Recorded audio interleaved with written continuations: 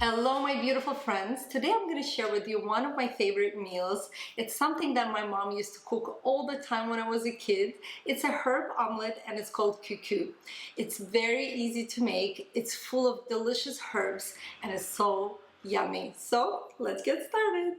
I like to use a combination of these 4 herbs when I make cuckoo.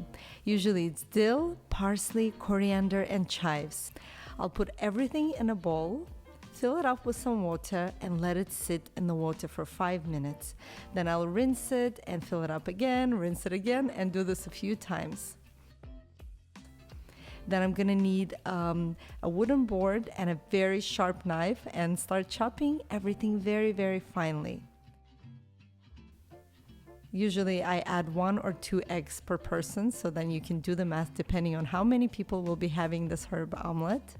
And 2 tablespoons of milk. I'm using oat milk, but you can use any milk of your choice. And then I like to use a fork to mix everything together until it's nice and uniform. Alright, I'm gonna use a cast iron. I'll add a little bit of olive oil, and yes, I do like to mix the two. I add a bit of olive oil and a bit of butter. And I let the pan heat for a couple of minutes, and then I pour the herb mixture with the eggs into the pan and let everything set for a couple of minutes. Once it's all set, I transfer the dish into the oven and set it to 200 Celsius, and that will cook in the oven for about 10 minutes.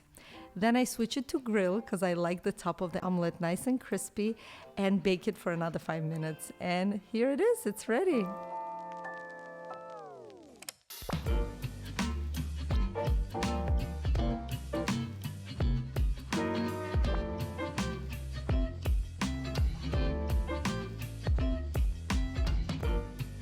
Now it's time to enjoy it.